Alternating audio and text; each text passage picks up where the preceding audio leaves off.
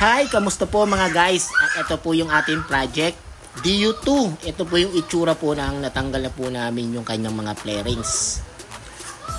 Talaga naman pong matindi-tindi talaga po talaga ang labanan natin po dito guys.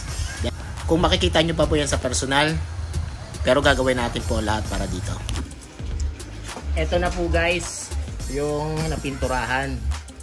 Doon nga pala po sa nagpipintura o nagbabaka sakaling gumanda yung motor nyo na kayo na mismo ang magpipintura, mas maganda ang gawin nyo kung hindi nyo naman po talaga kaya pagandahin at gusto nyo lang kulayan, wala namang problema doon. Pero kung ang habol nyo ay ganda tapos ganito lang po yung kalalabasan, di patira nyo na lang po sa ay pagawa nyo na lang po doon sa expert.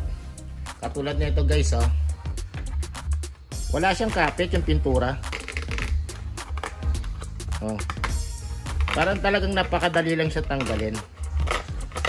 Tingnan nyo isipin nyo, ang kinis na ng flarings na pinturahan ng ganito. Hindi alam pumangit. Ayun po guys yung mga iba na tanggal ko na siya. At yung mga outer flarings nabakbak ko na rin. At dito po guys yung isang side nya, ang haba po ng biyak. Haba, as in mahaba po talaga, putol na siya. Ngayon dinikit ko muna siya ng ng mainit, ininitan ko siya at para makuha lang natin yung tamang posisyon. Ngayon ipa-fiber natin yan, magbubutas po tayo doon sa grinder para sakaling tumagos yung resin dito sa kabila at magpa-fiber din dito tayo sa kabila guys. Halimbawa ganito, nag-fiber po siya. Oo, nandoon na tayo, nag-fiber po siya sa likod. Pero sa harap, nagmasilya lang siya. Wala rin, useless lang din po yun. Kasi gawa po kasi sa likod lang po kayo nag-fiber. Ganito po ang technique. Ipapakita ko po sa inyo at ibabahagi ko po sa inyo kung paano ako gumawa po ng ganito na never na magiging ganito, magkakaroon po siya ng biyak sa harapan. Huwag kayo matakot guys, grinderin.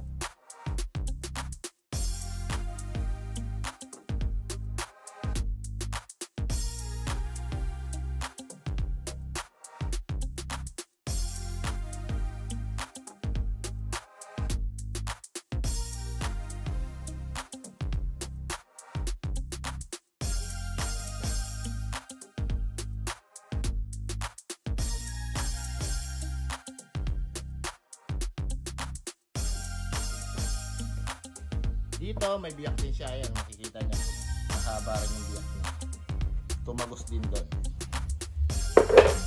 At kung halimbawa magpipintura po kayo, magpipinish po kayo at nakakita po kayo ng basag sa harap at sa likod, gawin nyo na po yung ganitong diskarte para makasigurado po kayo na matibay po siya. Kasi kung aasa lang po kayo sa masilya niya at pag gumalaw yan, magkakaroon pa po siya ng lamat.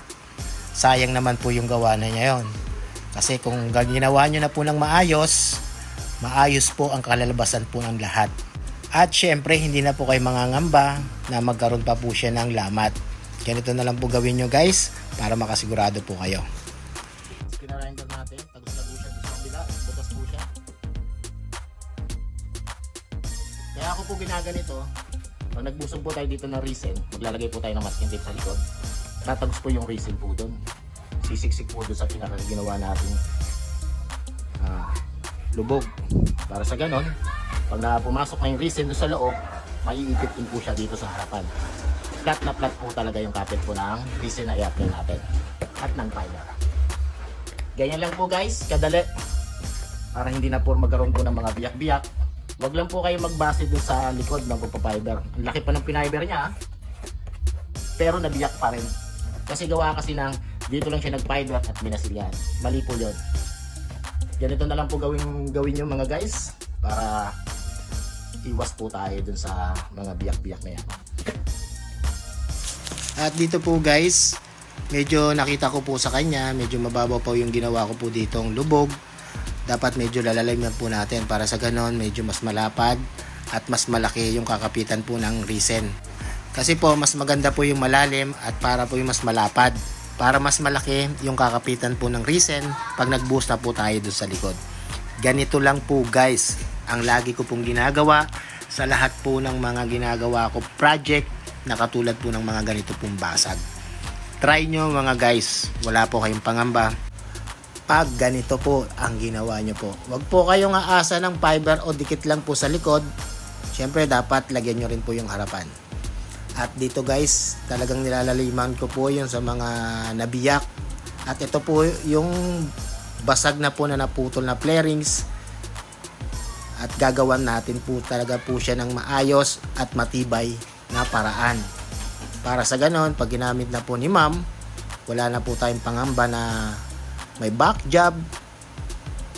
Kasi hirap po kasi nang tapos na, gagawa pa po tayo ng back job.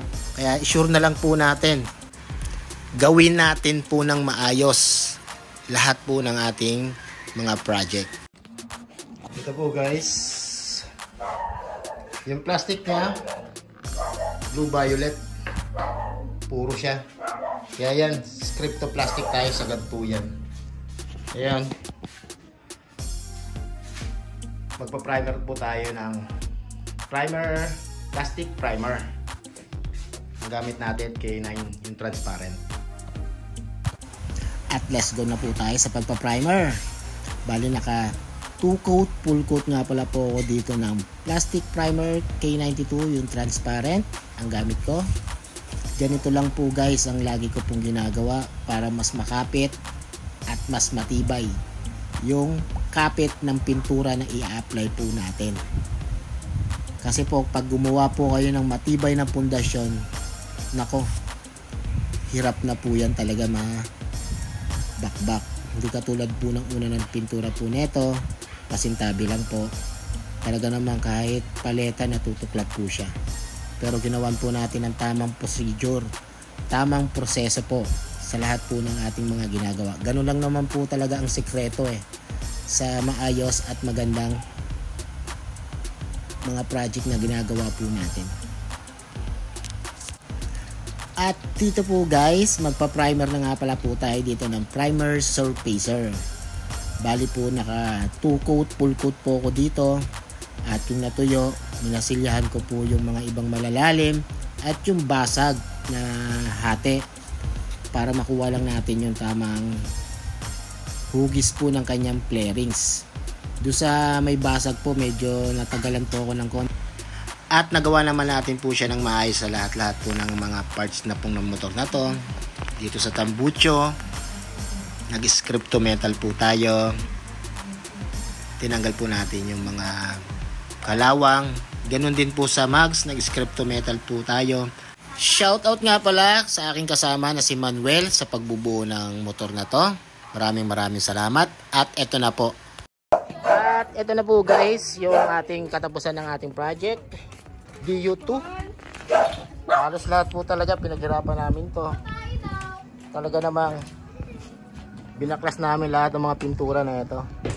Kaya ngayon, tatanungin natin po si ma'am kung ano po ba masasabi niya sa gawa ni Ace Honda. Ma'am, ano po ba masasabi niyo sa gawa ni Ace Honda? Solid gawa ni boss, quality, hindi tinipid, saka hindi minadali yung project.